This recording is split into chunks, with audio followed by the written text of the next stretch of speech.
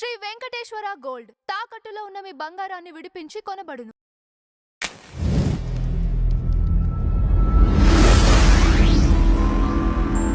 ఇన్ని కోట్లు తప్పించినాయి అంటారా?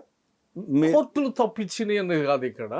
ఇప్పుడు 1950s లో వచ్చినటువంటి ప్రొవిజన్ అది కాన్స్టిట్యూషన్ బేస్ చేసుకొని స్పెషలైజ్డ్ కాన్స్టిట్యూషన్ ఆర్డర్. ఇది ఎవరికి ఇచ్చిన ఉదాహరణ ఇచ్చింది ఇది కాదు సార్. కాన్స్టిట్యూషన్ బేస్ చేసుకొని రాష్ట్రపతికి అసైన్ చేసి చేపించబడినటువంటి అసైన్మెంట్ అది అది అది కాన్స్టిట్యూషన్ తోనే ఉంది. అది దానికి ఏమి డిస్కషన్ అయితే ఏం లేదు.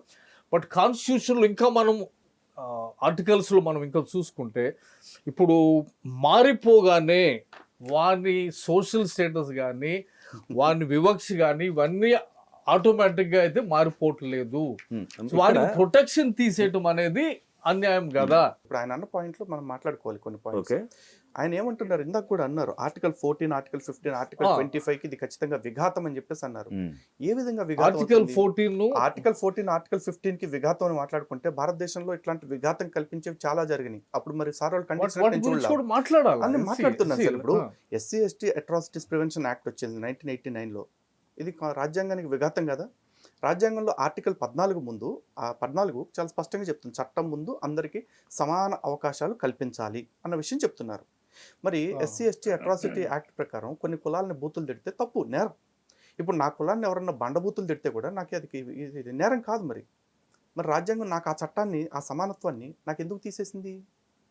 ఇది ఆర్టికల్ 14కి విఘాతం కదా. మరి ఎవరన్నా వచ్చేసి ఈ చట్టం ఆర్టికల్ 14కి విఘాతంగా ఉంది, దయచేసి ఈ చట్టాన్ని తీసేయండి అని ప్రజాస్వామికవాదులు ఎవరు రాలా. కారణం ఏంటి?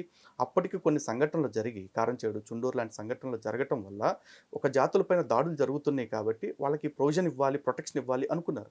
దాన్ని సమాజం మొత్తం కూడా యాక్సెప్ట్ చేసింది. సర్లే నిజంగానే దాడులు జరిగినాయి, అన్యాయానికి గురవుతున్నారు కదా, వాళ్ళకి ఇవ్వనిద్దాం అని అనుకున్నారు.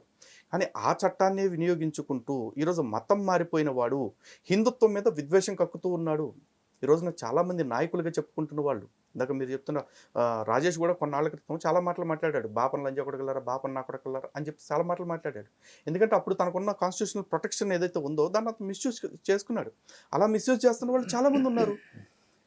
ఏదైనా సరే మిస్యూజ్ చేస్తుంటే అబ్యూజ్ ఆఫ్ యాక్ట్ ఎప్పటికైనా సరే ఇట్లాంటి పరిస్థితి కల్పిస్తూ ఉంటుంది. ఉదాహరణకి 498A అది కూడా అంతే. ఆడవాళ్ళకి రక్షణ కోసం ఇచ్చిన చట్టాన్ని, వరకట్న నిరోధక చట్టాన్ని చాలా దారుణంగా, అది గృహహింస నిరోధక చట్టాన్ని చాలా దారుణంగా అబ్యూజ్ చేశారు. ఇప్పుడు ఆ చట్టాన్ని చాలా వరకు లిబరల్ చేయాల్సి వచ్చింది. ఇదివరకు అంత స్ట్రింజెంట్ యాక్షన్స్ లేవు. కారణం ఏంటంటే ఎక్కువ మిస్యూజ్ అవుతుంది. Even SC/ST atrocities prevention act కూడా మీరు చూసుకున్నట్లయితే కన్విక్షన్ రేట్ చాలా తక్కువ, <20%. ఇన్ సమ్ స్టడీస్ అంటే కొన్ని నివేదికలు లేకపోతే కొన్ని సంవత్సరాల్లో జరిగిన కేసెస్ అయితే 5% కంటే తక్కువ కన్విక్షన్ రేట్ ఉంది.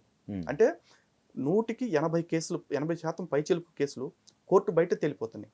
కంప్లైంట్ అవుతుంది, FIR అవుతుంది, ఛార్జ్షీట్ అవుతుంది, ఆ లోపే కోర్టులు బయట సెటిల్మెంట్లు అవుతా ఉన్నాయి. ఇది మిస్యూజ్ అవుతున్నట్టు ఒప్పుకోవట్లేదు మరి. అండ్ ఇంకోటి, రాజ్యాంగం ఆర్టికల్ 14 గురించే మాట్లాడారు. ఈ రోజున SC/ST అట్రాసిటీస్ ప్రివెన్షన్ యాక్ట్ కింద కేసు పెడితే, కేసు పెట్టిన దళితుడికి ఈ ప్రభుత్వం ₹1,00,000 ఇస్తుంది. మరి నేను ఏదైనా ఒక కేసు పెడితే నాకు న్యాయ సహాయం ఇస్తుందా, నాకు డబ్బులు ఇస్తుందా? ఇవ్వట్లేదు. మరి ఒక వర్గానికి మాత్రం ఇట్లాంటి మేలు చేయటం, మరి ఇవన్నీ సమానత్వం కింద కనిపిస్తుంది. సమానత్వం అంటే వాళ్ళు అనగానే వాళ్ళు హిస్టారికల్లీ 1960 దగ్గర 50 దగ్గర మాట్లాడుకుంటే వాళ్ళు వెనుకబాటుతనానికి, వివక్షకి కొన్ని సంవత్సరాలుగా, కొన్ని వందల సంవత్సరాలుగా గురయ్యారు కాబట్టి అందుకే 1950 వచ్చింది. ఎగ్జాక్ట్లీ ఇక్కడ విషయం అంటే సోషల్లీ, ఎకనామికల్లీ అంటే ఏ కోణంలో కూడా వాళ్ళు క్రిస్టియానిటీలో కానీ లేకపోతే ఇస్లాంలో కానీ వెళ్ళిపోగానే ఇమ్మీడియట్ ట్రాన్స్ఫర్మేషన్ అయితే ఏమి లేదు కదా. లేనప్పుడు అనిల్ గారు కొంచెం కరెక్షన్ ఒక విషయం, రిజర్వేషన్స్ ఏ గ్రౌండ్స్ లో వచ్చినాయి అనేది మనం మాట్లాడుకోవాలి sir. First of all SC reservations అనేది అన్టచబిలిటీ అండ్ డిస్క్రిమినేషన్ బేస్ గా ఇవ్వటం జరిగింది. సోషల్ అండ్ ఎడ్యుకేషనల్ బ్యాక్గ్రౌండ్ మీద బ్యాక్వర్డ్ కాస్ట్ లకి మాత్రం బీసీలు ఎవరైతే ఉన్నారో వాళ్ళకి ఇచ్చింది ఈ సోషల్ అండ్ ఎడ్యుకేషనల్ బ్యాక్గ్రౌండ్స్ మీద. వాళ్ళు వెనకబడ్డ జాతులు కాబట్టి ఇచ్చారు. డిస్క్రిమినేషన్ స్టిల్ దేర్ కాదు సార్. ఇక్కడ క్రిస్టియానిటీ, హిందుత్వం నుంచి బయటికి వెళ్ళిపోయిన వాళ్ళందరూ చెప్తున్న మాట ఏంటంటే, మీరు క్రిస్టియానిటీని ఎందుకు ఎంబ్రేస్ చేసుకున్నారు అంటే ఒకటే మాట చెప్తున్నారు, అక్కడ కులవివక్ష లేదండి, అక్కడ అందరినీ సమానంగా చూసుకుంటారండి అంటున్నారు. అందరినీ సమానంగా చూసుకునే కాడికి మీరు వెళ్ళిపోయిన తర్వాత అక్కడ కమ్మ చర్చలు, కాపు చర్చలు, మాల చర్చలు, రెడ్డి చర్చలు, మాదిగ చర్చలు వచ్చినాయి అంటే there problem. That's different topic again. ఇది చర్చిలో కులం ఉందా లేదా రిలేటెడ్ అండి. నిన్న ఆయన ఎవరు మందకృష్ణ చెప్తా ఉన్నాడు. Only I think that is very bad. I think క్రిస్టియానిటీలో అందరూ లీడర్స్ ఉన్నారు. ఆయన 10 మంది పేర్లు తీసుకుని వచ్చి వీళ్ళతోనే నడుస్తుంది అనేది అది కరెక్ట్ కూడా కాదు. మహాసేన రాజేష్ విషయంలో మీరు చెప్పింది నేను నాట్ సుప్రీం ఆర్ సుపీరియర్ అండి. కాబట్టి ఆయన స్టేట్మెంట్ అంత ఇక్కడ డిబేటబుల్ చేయాల్సిన విషయం లేదు. మనం మాట్లాడుతుంది populations talking about populations of a state or country. Populations ఇక్కడ ఏమంటే మీరు కోస్తా లేకపోతే ఆంధ్రాకి వెళ్తే లేకపోతే కొన్ని లక్షల మంది దళితులు క్రిస్టియానిటీలకు వెళ్ళిపోవడం జరిగింది. నేనేమంటే దేశవ్యాప్తంగా వెళ్ళిపోయినారు, చాలా మంది వెళ్ళిపోతున్నారు. సో ఇక్కడ ఒకవైపు కుట్ర కోణం ఏమంటే ఈ వెళ్ళిపోవటాన్ని అరిగడటానికి సుప్రీంకోర్టు లాంటి ఇన్స్టిట్యూషన్స్ని వాడుకోవడం జరుగుతుందా? ఒకటి అదొక అభియోగం అవుతుందో లేకపోతే ట్రూత్ అవుతుందో చూడాలి. అది ఏది ఈ వలసలు లేకపోతే ఈ మతం మొదలు పెట్టేసేసి అవతల అనిల్ గారు సుప్రీంకోర్టును వాడుకోవడం అంటున్నారు. కాదు కాదు కాదు సుప్రీంకోర్టు తీర్పు ఎలా ఇస్తుంది? ఏ కోర్టు అయినా సరే సుప్రీంకోర్టు బేస్ లేకుండా ఇవ్వదు. 1915 బేస్ చేసుకొని వాళ్ళు తీర్పు పాస్టర్ మాట్లాడుతుంది ఏంటంటే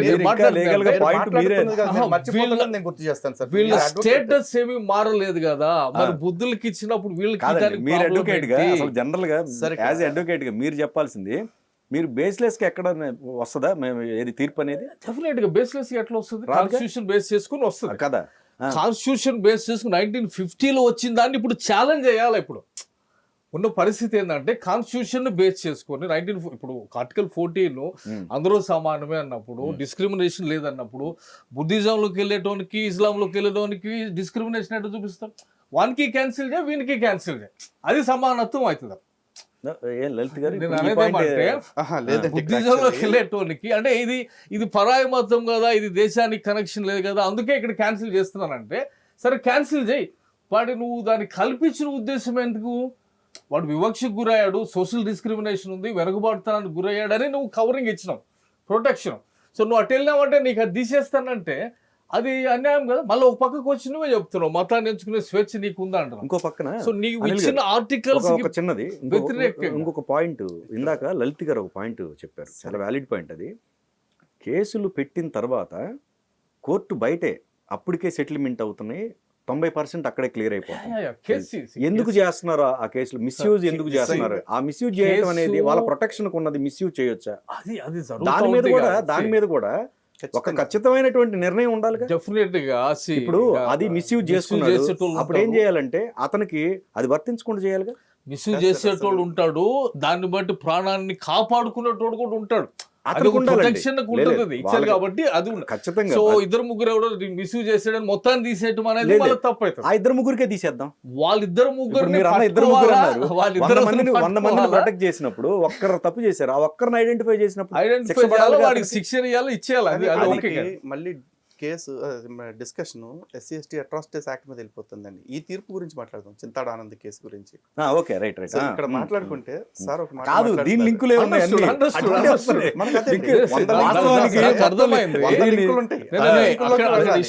అన్ని లింకుల్లోకి వెళ్ళాలి. కానీ ఫస్ట్ మళ్ళీ అక్కడ మన ఏ టాపిక్ మీద డిస్కషన్ వచ్చామో దానికి వెళ్ళాలి. ఎథికల్, లీగల్ గ్రౌండ్స్, ఈ రెండింటి గురించి మాట్లాడుకుందాం.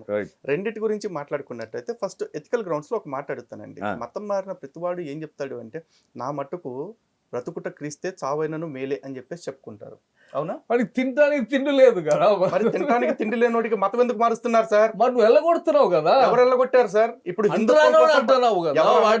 ఒకప్పుడు ఇప్పుడు మీకు విషయం చెప్తాను. ఇప్పుడు హిందుత్వం కోసం పనిచేస్తున్న వాళ్ళలో ఈ ఎస్సీ సామాజిక వర్గం నుంచి వచ్చిన వాళ్ళు ఇంతమంది ఉన్నారు. హిందువులుగా బతుకుతున్న వాళ్ళు కాదు, హిందుత్వం కోసం బతుకుతున్న వాళ్ళు, హిందుత్వాన్ని కాపాడుతున్న వాళ్ళు ఎంతమంది ఉన్నారు? వాళ్ళందరికీ తెలీదా? ఏదన్నా ఒకవేళ అలాంటి సమస్య ఉంటే మీరు కూడా రండి తిరిగి హిందుత్వంలోకి. ఒక నిమిషం సార్ వినండి, మీరు కూడా తిరిగి హిందుత్వంలోకి రండి, మనందరం కలిసి ఫైట్ చేద్దాం. నేను చెప్తాను ఏంటంటే, వినండి వినండి వినండి వినండి, నేను చెప్తా. Okay, let me complete. No, no. I never interrupted you. Please, let me complete. One మీరు thing ఈ అండి. మధ్యన వచ్చినారు. లేదు, లేదు. లలిత్ కుమార్ గారిని, కరుణాకర్ గారిని, అమరా ప్రసాద్ గారిని ఇది వరకు క్రిస్టియానిటీలో ఉండి ఇప్పుడు బయటకు వచ్చి మీరు వచ్చి మాట్లాడుతున్నారు. గ్రేట్. నేను మొన్న కరుణాకర్ కి విజయవాడలో మీటింగ్ పెట్టినప్పుడు నేను మెసేజ్ చేసి కంగ్రాచులేషన్ కరుణాకర్, ఐ థింక్ ఒక క్రిస్టియన్ చేయడం పని నేను చేసి నెక్స్ట్ టైం ఇంకా నువ్వు గ్రాండ్ చేయి, చర్చ చేయి, దీన్ని బయటకు తీసుకురా. నేనంటే ఐఎమ్ ప్రౌడ్ ఇండియన్ అండి. ఫస్ట్ ఆఫ్ ఆల్ ఏంటంటే నేను అంటే సగంలో ఉంది. నేను continue చేయొచ్చా? అనిల్ గారు ఒక్కసారి ఫినిష్ చేయండి అండి, ఒకసారి ఫినిష్ చేయండి. నాకు తెలుసు ఆయన పాస్టర్ దగ్గరికి వెళ్తాడు. నేను వెళ్ళను కాదు. పాస్టర్ నువ్వు మాట్లాడు, నీకు ఇందులో ఏం పని నీకు, నేను అనట్లేదు. ఇక్కడ నీకు రిజర్వేషన్ ఎందుకు నేను ఇవ్వాలా? అనట్లేదు. నేను ఏమంటానో మీరు ఊహించి చెప్పకూడదు. నన్ను కంప్లీట్ చెప్పండి సో ఇప్పుడు యాక్చువల్లీ ఎవరైతే వివక్ష జరుగుతుంది అని మాట్లాడుతున్నారో అలాంటి వాళ్ళే గనక తిరిగి సనాతన ధర్మంలో ఉంటే, లలిత్ కుమార్ నా మీద వివక్ష చూపిస్తున్నారు, మనం వెళ్ళి ఫైట్ చేద్దాం రా అంటే కనుక మేము వెళ్ళి ఫైట్ చేస్తాం. ఎందుకంటే ఇంట్లో ఎలకలు పడితే ఇంటిని తగలబెట్టుకోమని ఎవడో సలహా ఇవ్వడు, ఇంటిని బాగు చేసుకుందామని సలహా ఇస్తాడు. ఒకవేళ మీకు నిజంగా ఇక్కడ వివక్ష వల్ల ఇబ్బంది కలుగుతుందంటే రండి ఫైట్ చేద్దాం.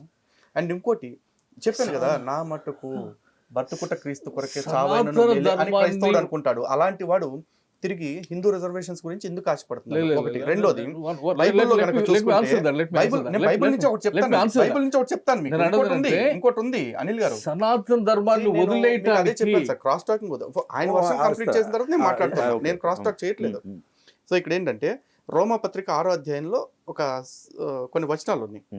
అంటే వీళ్ళు ఏం చెప్తున్నారు అంటే, అలాగైనా ఏముందుము, కృప విస్తరింపవలనని పాపమందు నిలిచియుందుమా, అట్లా అనరాదు. పాపము విషయమై చనిపోయిన మనము ఇక మీదట ఎలాగు దానిలో జీవించుదుము. క్రీస్తు యేసులోకి బాప్తిజము పొందిన మనమందరము ఆయన మరణములోనికి బాప్తిజము పొందితనని మీరెరుగరా. కాబట్టి తండ్రి మహిమ వలన క్రీస్తు మృతులలో నుంచి ఎలాగూ లేపబడెనో అలాగే మనమును నూతన జీవమును పొందిన వారమై నడుచుకున్నట్లు మనము బాప్తిజం వలన మరణములో పాలు పొందుటకై ఆయనతో కూడా పాతిపెట్టబడితిమి. మరియు ఆయన మరణము యొక్క సాదృశ్యమందు ఆయనతో ఐక్యము గలవారమై ఎడల ఆయన పునరుత్థానము యొక్క సాదృశ్యమందు ఆయనతో ఐక్యము గలవారమై ఉందుము. ఏమనగా మనమికను పాపమునకు దాసులము కాకుండుటకును, పాప శరీరము నిరర్ధకమగుటకును, మన ప్రాచీన స్వభావము అంటే పూర్వ స్వభావం ఏదైతే ఉందో అది ఆయనతో కూడా సిలువ వేయబడినని ఎరుగుదము. చనిపోయిన వాడు పాప విముక్తుడని తీర్పు పొంది ఉన్నాడు.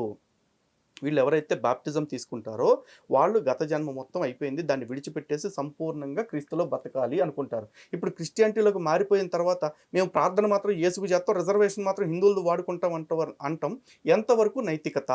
దానికి పాస్టర్ గారు కమ్ అడ్వకేట్ అయిన అనిల్ గారు ఇప్పుడు సమాధానం చెప్పాలి. రెండో పాయింట్ లీగల్ మెరిట్స్. ఇక్కడ లీగాలిటీ పరంగా చూసుకుంటే భారతదేశపు చట్టాలు ఏం చెప్తా ఉన్నాయి? రాజ్యాంగం ప్రకారము మతం మారిన వ్యక్తి ఎస్సీ స్టేటస్కి అనర్హుడు అని చెప్తుంది. వీళ్ళు ఫస్ట్ ఏం చేయాలి? ఆ ఎస్సీ స్టేటస్ మతం మారిన వాడికి కూడా కొనసాగించాలి అని యుద్ధం చేయాలి. అది ఎప్పటికి సాధిస్తారో అప్పటి వరకు. కానీ ఈ లోపు ఏం చేయాలి? ఉన్న రూల్ పొజిషన్ ఏదైతే ఉందో దాన్ని యాక్సెప్ట్ చేయాలి. ముందు ఆ చట్టం మారేదాకా కావాలంటే చట్టాన్ని మార్చుకోవడానికి మీరు పోరాటం చేయండి, కానీ చట్టం మారేదాకా ఉన్న చట్టాన్ని గౌరవించాలా లేదా? మతం మారిన వాళ్ళు రిజర్వేషన్ని విడిచిపెట్టేయాలి అనే పద్ధతిని ఆమోదించాలా లేదా? అది ఆమోదించకుండా ఇది రాజ్యాంగ విరుద్ధం, అంబేద్కర్ గారు చెప్పలేదు. ఒకవేళ అంబేద్కర్ గారు చెప్పలేదని అనుకుందాం, అంబేద్కర్ గారు చెప్పకపోతే రాజ్యాంగంలో ఉండకూడదా? అంబేద్కర్ గారు చెప్పింది మాత్రమే రాజ్యాంగంలో ఉండాలని ఎవరైనా రాశారా? ఒకవేళ అంబేద్కర్ గారు చెప్పింది రాజ్యాంగంలో ఉండాలి అంటే ఇక్కడ వ్యక్తి ప్రమాణమా, రాజ్యాంగం ప్రమాణమా? వీటన్నిటికి ఎవరు సమాధానం చెప్పాలి?